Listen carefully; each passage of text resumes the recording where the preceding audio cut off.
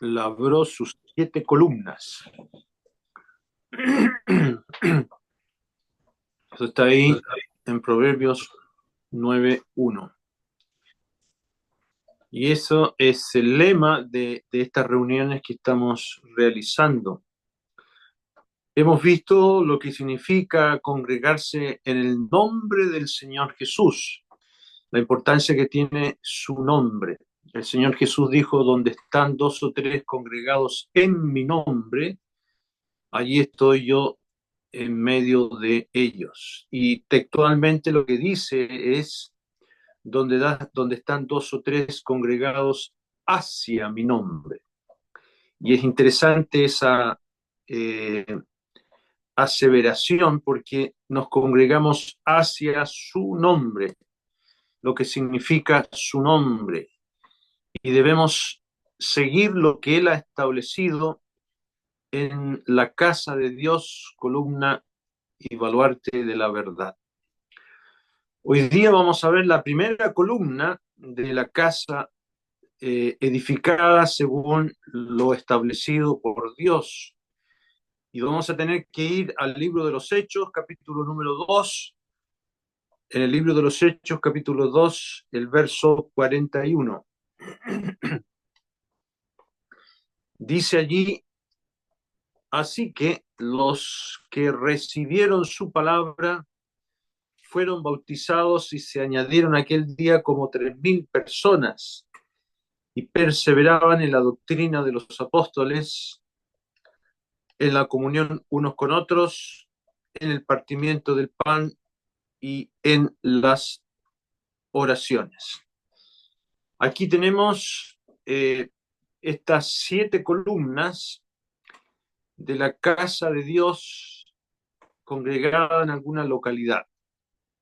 Hoy vamos a ver 3 cosas, al menos. No sé si las voy a alcanzar a ver todas, pero vamos a ver 3 cosas. La primera de ellas es la importancia de la conversión. Eso va a ser la primera columna. Y vamos a ver lo que Dios hace con una persona convertida, en segundo lugar. Y en tercer lugar vamos a ver qué es lo que es el bautismo del Espíritu Santo. Ya, ahora notemos el contexto de estos versículos que tenemos aquí en Hechos 2, 41 y 42. Dice el versículo 41: así que los que recibieron su palabra. ¿Quiénes fueron estos? ¿Quiénes son estas personas? Son personas que en el día de Pentecostés, un evento que sucedió en la fiesta judía de Pentecostés, 50 días después de la resurrección del Señor, oyeron el Evangelio y fueron desafiados a creer en el Evangelio. Ahí en el versículo 22, el apóstol Pedro está predicando y les dice: Pedro, varones israelitas, oíd estas palabras: Jesús Nazareno, varón aprobado por Dios entre vosotros, por las maravillas, prodigios y señales que Dios hizo entre vosotros por medio de él, como vosotros mismos sabéis. A este entregado por el determinado consejo y anticipado conocimiento de Dios, prendisteis y matasteis por mano de inicuos, crucificándole. El apóstol Pedro fue al hueso, como decimos nosotros acá, fue al centro del corazón de ellos y les dice a esa multitud de judíos que estaban allí que ellos habían crucificado al Señor Jesucristo, aunque ellos no fueron directamente los que lo hicieron, pero fueron los que pidieron que el Señor fuese crucificado. Eran culpables, al igual que todos nosotros que estamos hoy día aquí. Nuestros sucios pecados estuvieron allí, presentes cuando el Señor estaba muriendo en la cruz del Calvario. Cuando estuvimos en el norte de Chile, en Calama, fuimos a visitar María Elena, una salitrera donde hay un matrimonio que está viviendo allí y están realizando reuniones del Evangelio. Se junta un buen número de personas, 15 o 25 personas, a escuchar el Evangelio. Y yo prediqué junto con el hermano Johnny Harris ahí una noche, y después de la reunión había un hombre que es ciego en una silla de ruedas, además una pierna amputada. Me acerqué a saludarle y me dijo, oiga, le quiero decir algo, me dijo. Usted dijo que Jesús murió también por nosotros. Me dijo, eso es falso. Yo le dije, ¿por qué? No, Jesús murió por los romanos, por los que le crucificaron. Yo le dije, es cierto, murió por ellos, pero también por usted. No, pues yo no estaba ahí. Sí, usted estaba ahí. ¿Pero cómo? Me dijo. Sí, mire lo que dice la palabra de Dios por el profeta Isaías. Todos nosotros nos descarriamos como ovejas, cada cual se apartó por su camino, mas Jehová cargó en él el pecado de todos nosotros. Sus pecados y los míos estaban allí. Así que usted estaba presente. Me dijo, no, no puede ser, yo no creo eso. Y es un hombre muy polémico y sigue asistiendo, me han dicho los hermanos que siguen asistiendo.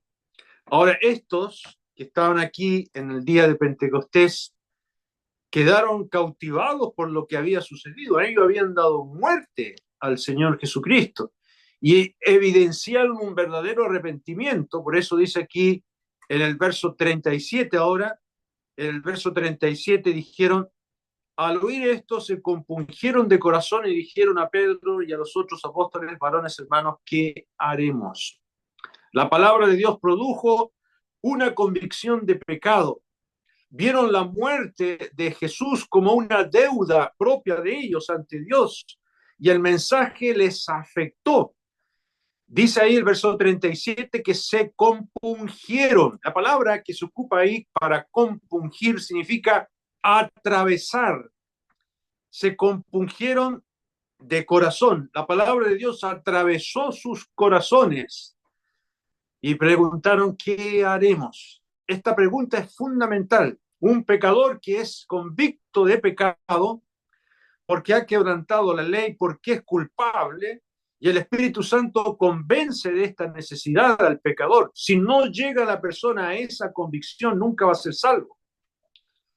Hace poquito un joven en un terminal de bus aquí me parece en Puerto Montt, andaba repartiendo folletos, yo lo miraba de lejos y a toda la gente le decía, Dios le ama, tome, Dios le ama. Yo no me acerqué a él, pero yo pensaba para mí, predicar así el Evangelio es el error más grande que puede haber. Uno no debe decirle a un pecador, Dios te ama, porque eso no es del todo cierto. Lo primero que hay que hacer es decirle que ha quebrantado la ley de Dios, que ha pecado contra Dios, quebrantando su palabra y que por eso Jesús murió. Y si quiere ser amado por Dios, tiene que arrepentirse y venir al encuentro del Señor. Al punto de decir, ¿qué voy a hacer? Esta pregunta es fundamental. Ellos se vieron perdidos. Y bueno, la provisión de Dios no se tardó. Y en el verso 38 dice, Pedro les dijo, arrepentíos y bautícese cada uno de vosotros en el nombre de Jesucristo para perdón de los pecados y recibiréis el don del Espíritu Santo. Yo no sé si hay alguien ahí en la sala hoy día presencialmente o también en la audiencia que todavía no se ha convencido de lo grave de su pecado y por qué Jesucristo tuvo que morir. Y Pedro incluye dos cosas. Primero, arrepentidos. Y esto significa un cambio de mentalidad, de manera de pensar y ver el pecado como lo ve Dios. Y en segundo lugar, bautícese. Era una evidencia de haber recibido la palabra de Dios al arrepentirse y ejercer fe en Dios que provee vida eterna.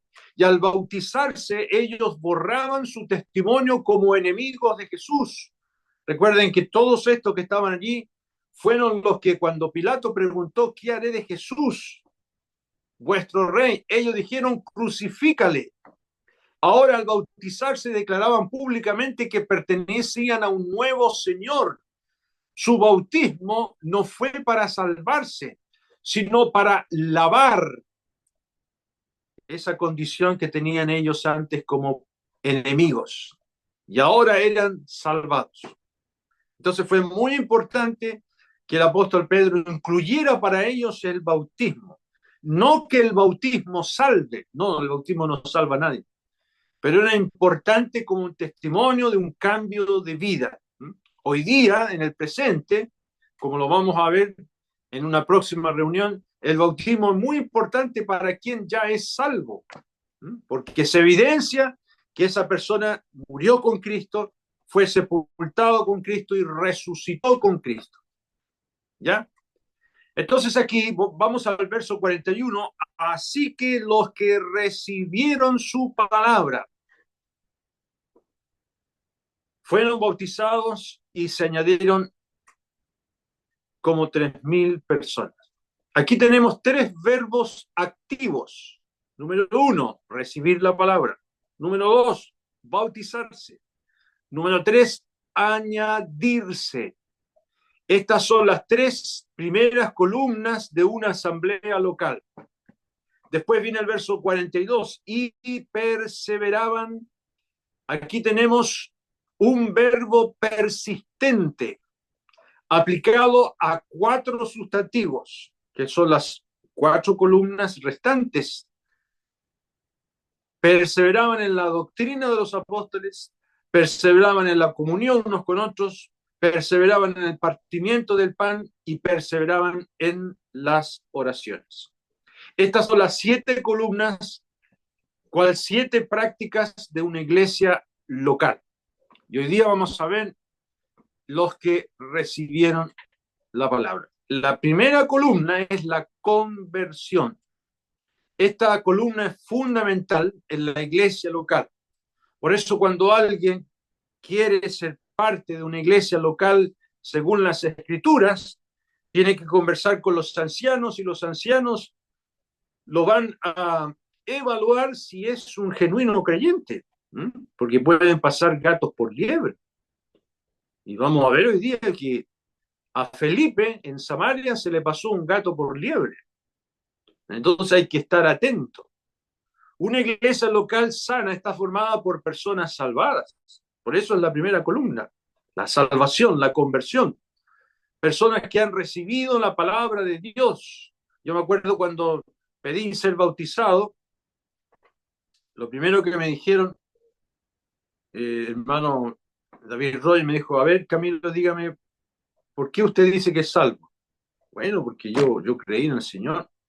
¿De dónde sacó usted eso? Bueno, así pienso yo que es. No, muéstremelo por la Biblia, me dijo. ¿La Biblia? Sí, por la Biblia.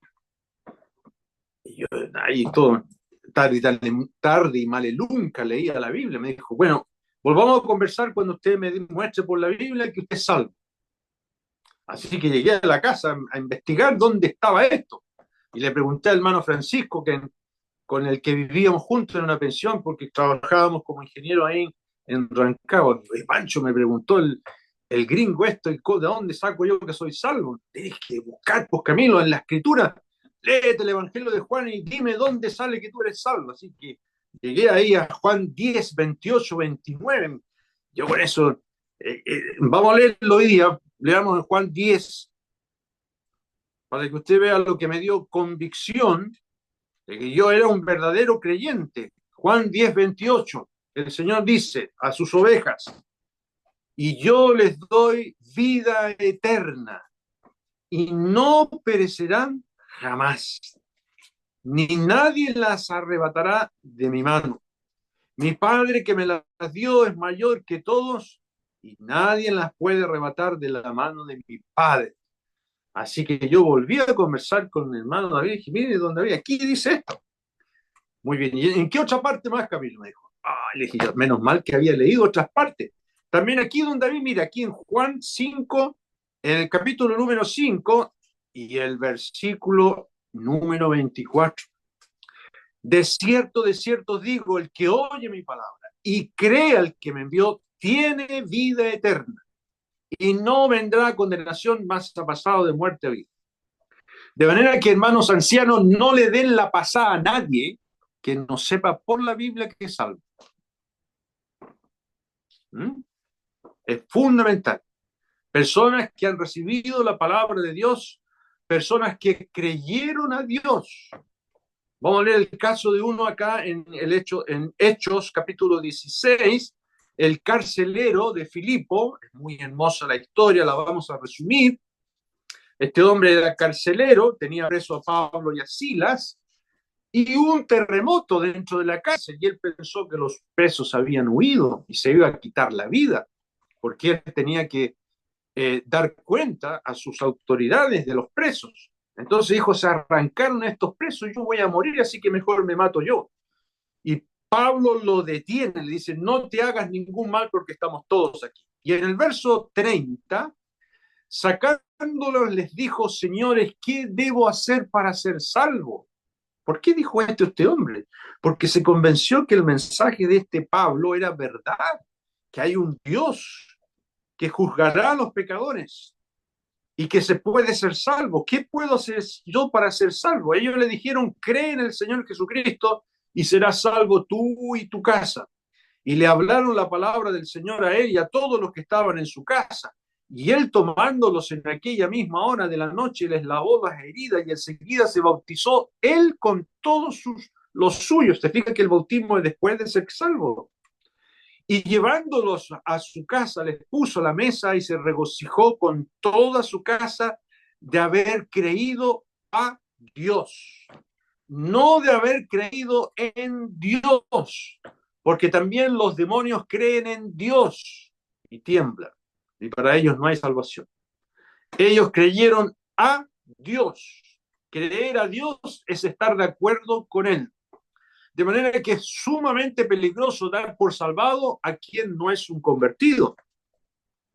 Hay personas que creen que van al cielo porque pertenecen a una familia cristiana, porque son hijos de cristianos, porque son casados con cristianos, porque entregan su diezmo en su religión, porque se bautizaron en una religión, porque son buenas personas, porque cantan en el coro de la iglesia, pero no son del Señor. Son convencidas, pero no convertidas. Por eso el apóstol Pablo le tiene que decir a los creyentes de la iglesia de Corinto, les dice, velad debidamente y no pequéis, porque algunos no conocen a Dios. Para vergüenza vuestra lo digo. Habían dentro de la congregación en Corinto algunos individuos que estaban causando olitas. ¿Has visto los estadios cuando empiezan así a hacer olitas y a meter bulla? Estos estaban metidos adentro de la iglesia causando dificultades. Es sumamente peligroso. Por eso el apóstol le dice, velen, debidamente, cuiden a la iglesia. Y ustedes también no sean parte de lo que hacen esos que no son del Señor. Por eso Pablo, cuando habla de todos los peligros que le sobrevinieron como siervo del Señor, habla de muchos peligros, de los cruces de ríos, de ladrones, una serie de dificultades que pasó, y mire lo que agrega. Camino muchas veces, peligro de ríos, peligro de ladrones, peligro de los de mi nación, peligro de las gentiles, peligro de la ciudad, peligros en el desierto, peligros en el mar, peligro entre falsos hermanos. Ahí en 2 Corintios 11:26, falsos hermanos. Un ejemplo de alguien que incluso se bautizó y que es Felipe, que fue a Samaria a predicar el evangelio, lo bautizó y le pasaron gato por liebre. Vamos al libro de los Hechos, aquí en el capítulo número 8, versículo número 12, llega Felipe ahí y predicando el evangelio. Este era uno de los 7 escogidos en la iglesia para servir a las mesas. Pero cuando creyeron a Felipe en Samaria, que anunciaba el evangelio del reino de Dios y el nombre de Jesucristo, se bautizaban hombres y mujeres. También creyó Simón mismo, y habiéndose bautizado estaba siempre con Felipe, y viendo las señales y grandes milagros que se hacían, estaba atónito, estaba sorprendido. Pero, versículo 18, cuando vio Simón que por la imposición de las manos de los apóstoles se daba el Espíritu Santo, les ofreció dinero, diciendo, dadme también a mí este poder para que cualquiera a quien yo impusiere las manos reciba el Espíritu Santo. Entonces Pedro le dijo, tu dinero perezca contigo porque has pensado que el don de Dios se obtiene con dinero. No tienes tú parte, mire lo que le dijo, no tienes tú parte ni suerte en este asunto, porque tu corazón no es recto delante de Dios. Arrepiéntete pues de esta tu maldad y ruega a Dios si quizás te sea perdonado el pensamiento de tu corazón, porque en hiel de amargura y en prisión de maldad veo que estás. Respondiendo entonces Simón dijo, rogad vosotros a mí, al Señor, para que nada de esto que habéis dicho venga sobre mí. Y no le respondieron, le dieron la espalda. Y ellos, habiendo testificado y hablando la palabra de Dios, se volvieron a Jerusalén. Y aquí tenemos este individuo que se bautizó, que decía ser creyente, pero estaba prisionero en su propio pecado y en hiel de amargura y en prisión de maldad veo que estás, dice el verso 23. Yo no sé si usted es una persona que en la iglesia parece santito, se ve hasta bonito, pero llega a la casa, se le cae la santidad, trata mal a su esposa, a garabato, a sus niños. Yo me acuerdo allá en Rancagua una vez íbamos a bautizar a una persona que decía ser creyente, con el hermano Jorge Medina, Francisco Leal. Eh, lo entrevistamos, nosotros dijimos, sí, es creyente, había venido una campaña y dijo que se había convertido, y el hermano Francisco dio el anuncio un domingo y dijo, hermanos, hay una persona que se convirtió y ya ha pasado tiempo, y el próximo domingo lo vamos a bautizar y avisamos a la iglesia para si ustedes están de acuerdo y hay eh, concordancia en este deseo, y queremos hacerlo para el nombre del Señor. Ya terminó la reunión y se acercó un hermano. Nos llamó, dijo, hermano, ¿puedo hablar con ustedes? Claro. Mire, yo conozco a este caballero. Sí, usted lo conoce. Sí, trabaja conmigo en la feria. Es estafador, tiene un vocabulario horrible, engaña a la gente y vive con otra mujer que no es su esposa. ¿Sí? Sí. Muy bien, gracias, hermano. Así que lo llamamos. Le dijimos, mire, esto dicen de usted no. Sí, pero es que eso era antes, ahora estoy cambiando. Le dijeron, no, no, no, no lo podemos bautizar. Usted tiene que evidenciar cambios ahí donde trabaja, en su hogar, y arreglar su vida. ¿Se fija? Entonces, personas así, que no son del Señor, pueden arruinar una asamblea. Y esto pasó también en la iglesia de Éfeso, con dos hombres que llegaron al seno de la asamblea y además eran predicadores. Vamos a leer en el libro de Primera de Timoteo, capítulo número 1, en el verso 19. Le dice Pablo a Timoteo, manteniendo la fe y buena conciencia, desechando la cual naufragaron en cuanto a la fe algunos.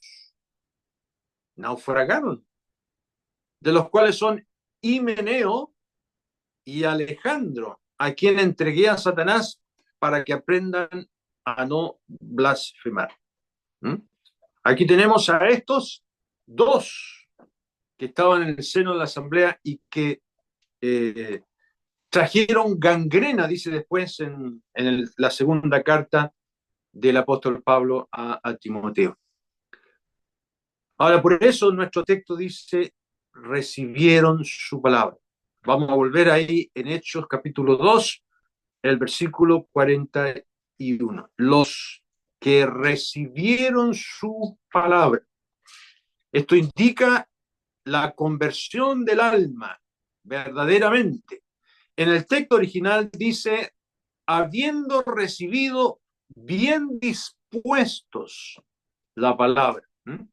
No fue un simple gozo de oír algo nuevo, como en la parábola del sembrador, esa semilla que cae entre pedregales y que al momento reciben la palabra con gozo, pero no tienen raíz. No, El Espíritu Santo los convenció de pecado, ¿ya? Aceptaron la verdad que la palabra de Dios dice, que quebrantaron la ley de Dios, que Cristo murió por ellos y que uno merece ser condenado si no cree en el Señor Jesucristo. Esto es arrepentirse. Sin este verdadero arrepentimiento no hay fe genuina y es vital este aspecto. El arrepentimiento y la fe.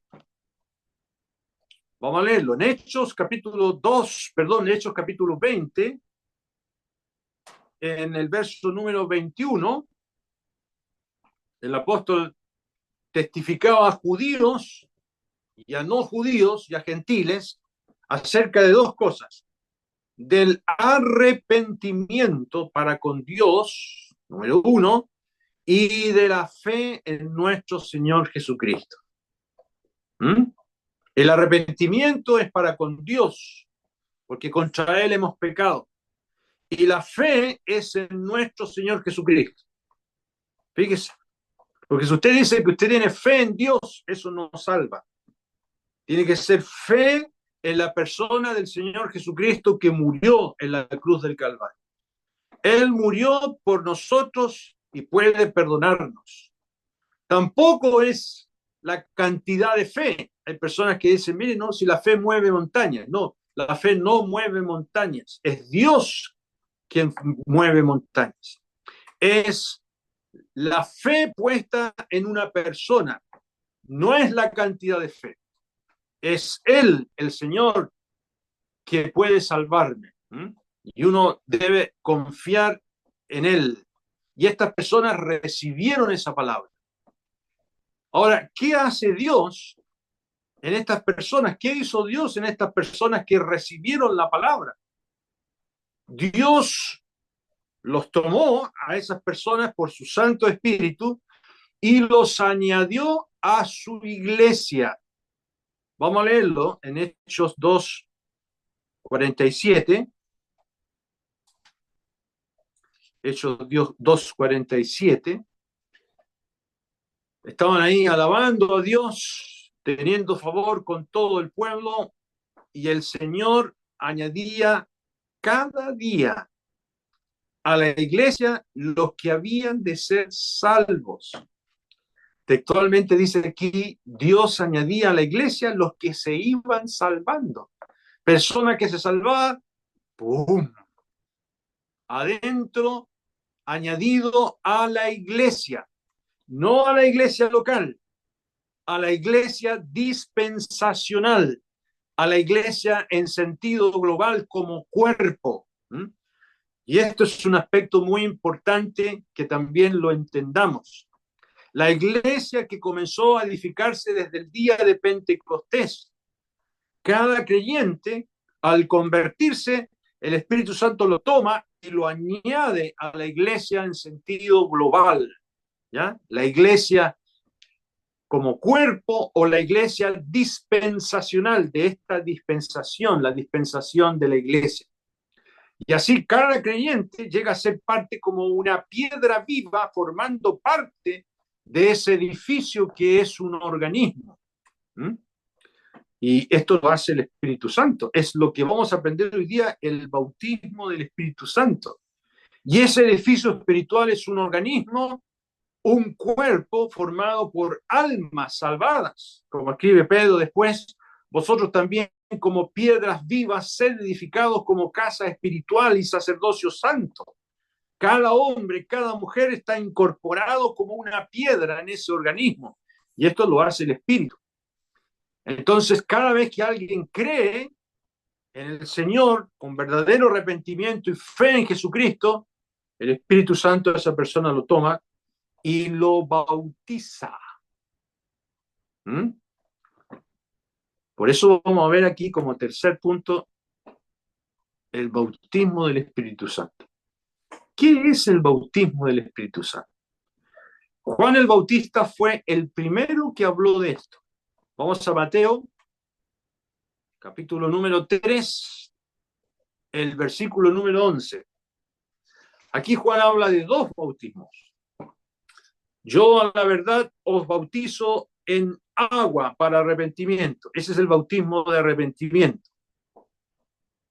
Pero el que viene tras mí, cuyo calzado yo no soy digno de llevar, es más poderoso que yo. Él los bautizará en espíritu y fuego. Hay tres bautismos aquí, rectifico. El bautismo de arrepentimiento de Juan, el bautismo del espíritu y el bautismo en fuego. El bautismo de arrepentimiento de Juan era confesando los pecados. No es el bautismo cristiano que hoy día practicamos en la iglesia. No, no. Ese bautismo de Juan en arrepentimiento, esperando la venida del Mesías, del Salvador. Eso no, hoy día no, ese bautismo no procede hoy día. El bautismo del Espíritu Santo es la formación de la iglesia. Y el bautismo en fuego es la condenación eterna, el juicio del gran trono blanco, donde van a ser lanzados al lago de fuego todos aquellos que no se arrepintieron y no pusieron su fe en el Señor Jesucristo. Todos los que estamos aquí vamos a participar de dos de estos bautismos. Los creyentes de uno solo. ¿De cuál? Del bautismo de la iglesia. Somos parte de la iglesia. El bautismo de la condenación para los inconversos en el lago de fuego. Y esta es, el bautismo del Espíritu Santo es la promesa del Padre que habla el apóstol Pedro en el libro de los Hechos. Vamos a ver nuevamente en Hechos capítulo 1, en el verso número 4. Dice ahí en Hechos 1:4, y estando juntos les mandó que no se fuesen de Jerusalén, sino que esperasen la promesa del Padre. Ahí está la promesa del Padre, la cual les dijo: oísteis de mí, porque Juan ciertamente bautizó con agua, mas vosotros seréis bautizados con el Espíritu Santo dentro de no muchos días. Pasaron 10 días y llegamos al capítulo número 2, versículo número 1. Dice allí: cuando llegó el día de Pentecostés, estaban todos unánimes juntos, y de repente vino del cielo un estruendo como de viento recio que soplaba, el cual llenó toda la casa donde estaban sentados, y se les aparecieron lenguas repartidas como de fuego, asentándose sobre cada uno de ellos. Y fueron todos llenos del Espíritu Santo y comenzaron a hablar en otras lenguas según el Espíritu les daba que hablasen. Y ahí está el don de lenguas, que consistía en comunicar el Evangelio, las verdades de Dios, en el idioma de las personas que vinieron a escuchar. ¿Por qué razón ocurrió un tremendo estruendo? Al descender el Espíritu Santo en el aposento alto donde estaban, un recio viento azotó todo eso, que se oyó por toda Jerusalén. Y eran creyentes de 15 regiones. Dice el verso número 5, moraban entonces en Jerusalén judíos, varones piadosos de todas las naciones bajo el cielo. Hecho este estruendo, se juntó la multitud y estaban confusos porque cada uno les oía hablar en su propia lengua. Ya las maravillas de Dios, dice el verso número 7. ¿No son galileos todos estos que hablan? ¿Cómo pues les oímos nosotros hablar cada uno en la lengua en la que hemos nacido? Y ahí están las 15 naciones: Mesopotamia, Capadocia, el Ponto, Asia, Frigia, Panfilia, Egipto, las regiones de África y Cirene, romanos, residentes, cretenses, árabes, etcétera, etcétera. Dice hasta el verso número 11, todas esas naciones habían judíos que vivían allá, que eran judíos, pero que al escuchar a los apóstoles hablar en lenguas, les oían hablar en su lengua. Hablar en lengua es hablar un idioma. Y esto era en sí un juicio, porque significaba que Dios ya dejaba la nación de Israel y comenzaba a propagar el evangelio a otras naciones. Entonces ellos aquí fueron bautizados en el Espíritu Santo. Ya No confundamos este bautismo con el bautismo cristiano en agua. Este bautismo del Espíritu Santo es cuando Él comienza a formar la iglesia en su ministerio bautizador. Esto es único de esta dispensación, porque la iglesia no existía, comenzó a existir ahora. Ninguno de los santos del Antiguo Testamento pertenece a la iglesia. Nadie del Antiguo Testamento ha sido bautizado en el Espíritu. Solo los creyentes de hoy día, en este tiempo, hemos sido sellados por el Espíritu. Ningún creyente del Antiguo Testamento ha sido sellado por el Espíritu. Y esto ocurre cuando uno cree en el Evangelio. Vamos a Efesios, capítulo 1, en el verso número 13. Efesios 1:13. En él también vosotros, habiendo oído la palabra de verdad, el Evangelio, de vuestra salvación, y habiendo creído en él, fuisteis sellados con el Espíritu Santo de la promesa. ¿Se fija? Lo que hace el Espíritu Santo, cuando uno oye el Evangelio, cuando uno lo cree, el Espíritu Santo lo sella y coloca su sello de propiedad y dice, este es mío. Ha creído en el Señor como su Salvador personal. Con este bautismo y sellamiento es que se originó la iglesia en el día de Pentecostés y se originó con 120 personas. Acompáñenme de nuevo a Hechos 1. Hechos 1 dice en el versículo número 15, en aquel día Pedro se levantó en medio de los hermanos, esto es muy importante porque eran todos creyentes, reunidos eran como 120 números, habían 120 hermanos, verdaderos creyentes. Luego, como estamos leyendo aquí en el capítulo 2, verso 41, se convirtieron 3.000. Así que tenemos 3.120 creyentes. Y luego se convirtieron 5.000 más.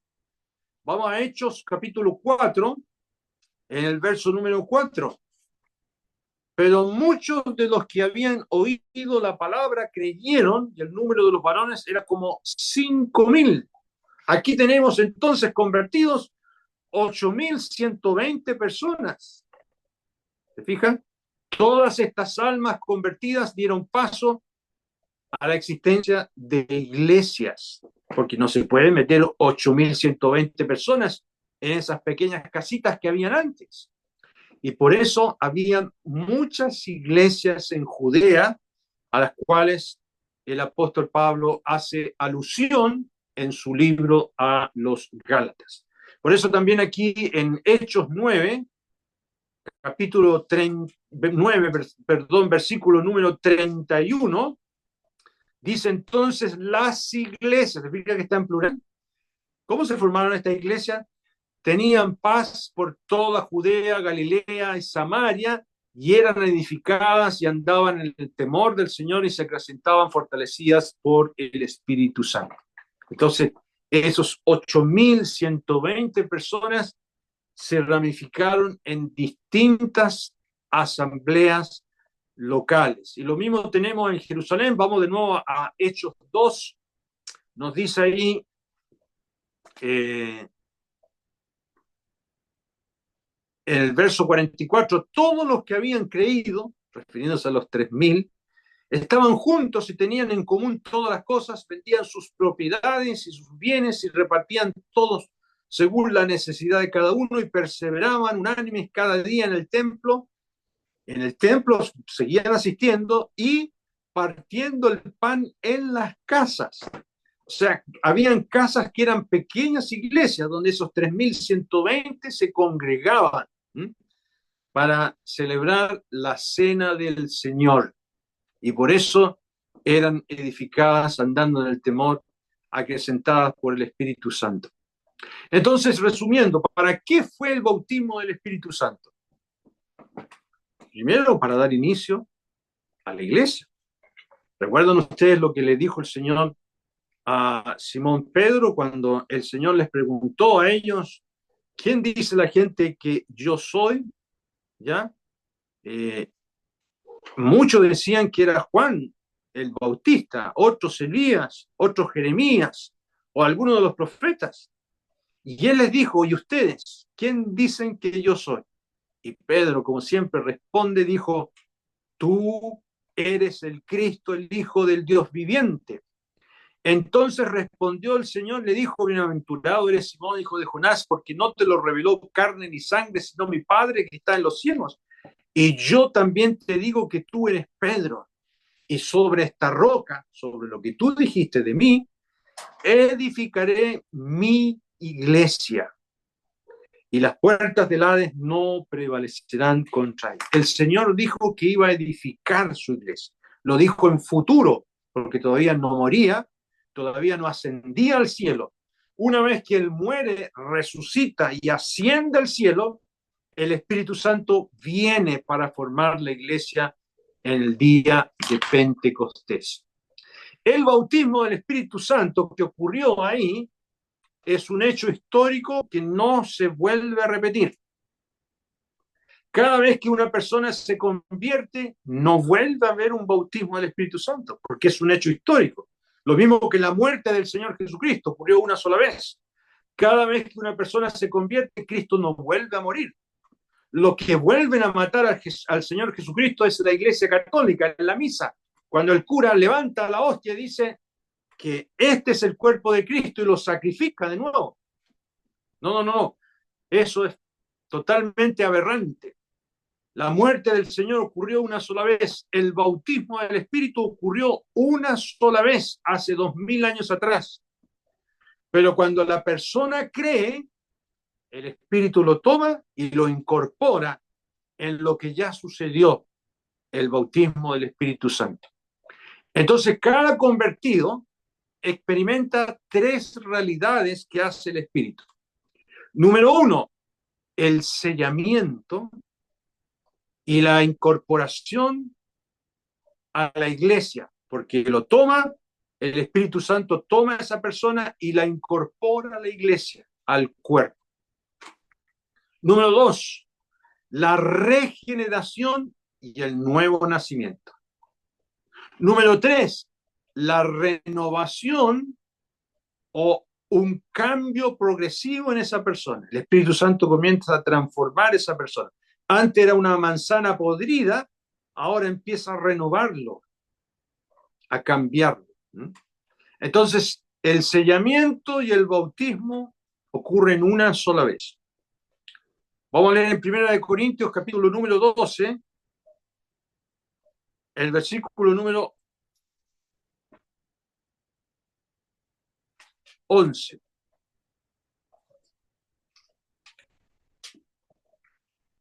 Ahí habla de la autoridad del Espíritu Santo. Todas estas cosas las hace uno, el mismo, el Espíritu, y reparte a cada uno en particular como Él quiere. El Espíritu Santo da dones.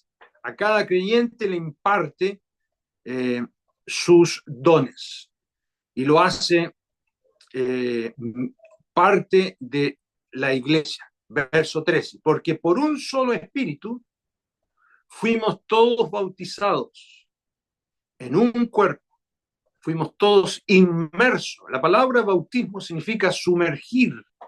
Fuimos todos sumergidos en un mismo cuerpo, sean judíos o griegos, sean esclavos o libres, y a todos se nos dio a beber de un mismo espíritu.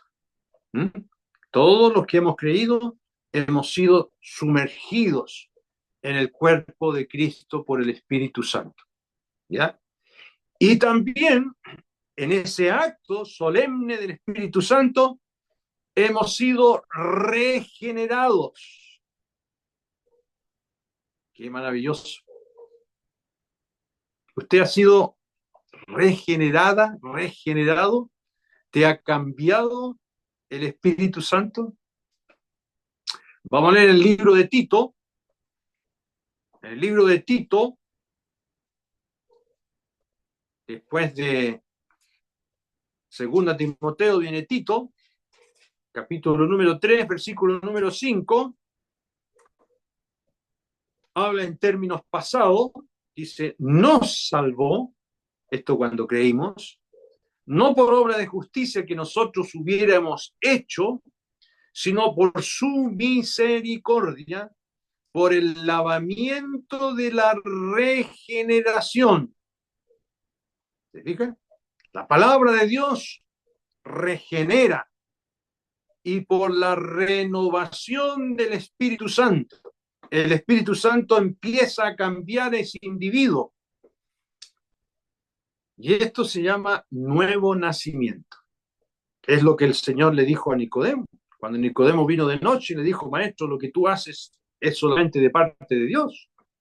Y el Señor le dijo, de cierto te digo, que si no nacieres de nuevo, no puedes ver el reino de Dios. ¿Qué es lo que es nacer de nuevo? Que el Espíritu Santo tome a esa persona y le dé una nueva naturaleza. ¿Ya? La regeneración es una reorientación de los apetitos y los deseos. Esa persona sigue siendo un pecador, pero ya no desea hacer el mal.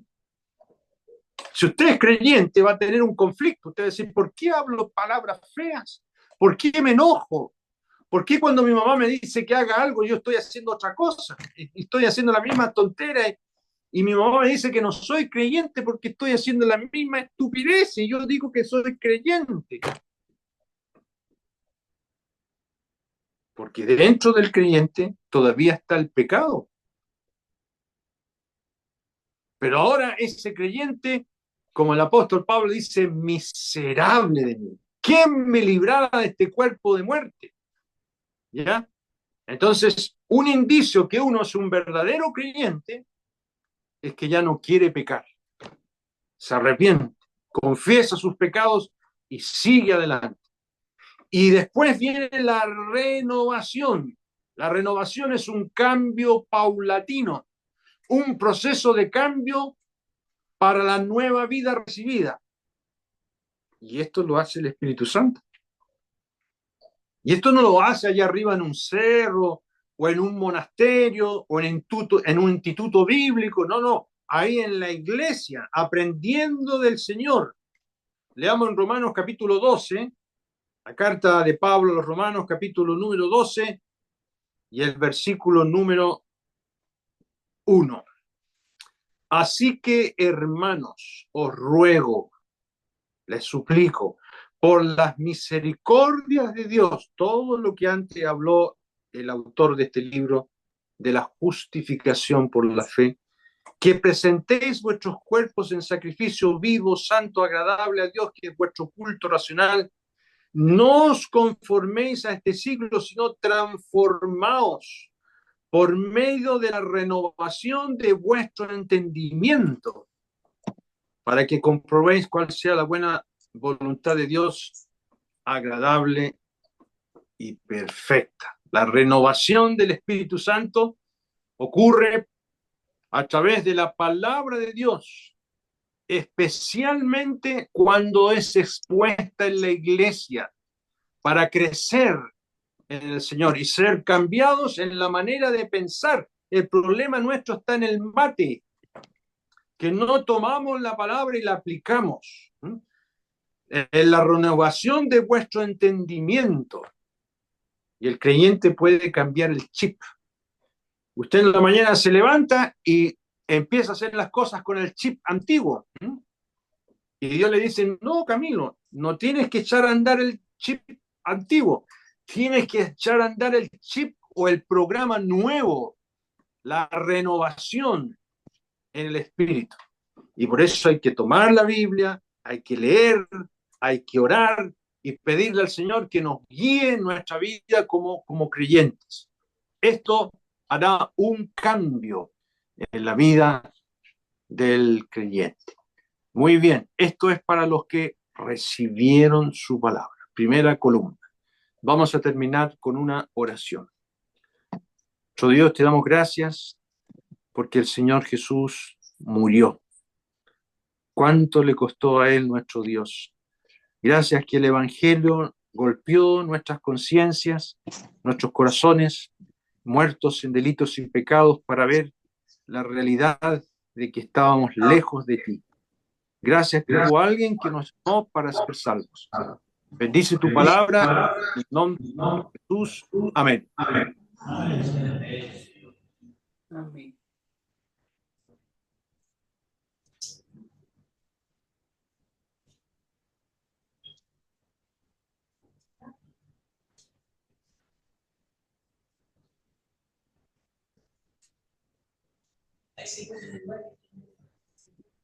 Tenemos el libro 59. Aquí lo vamos a ver si.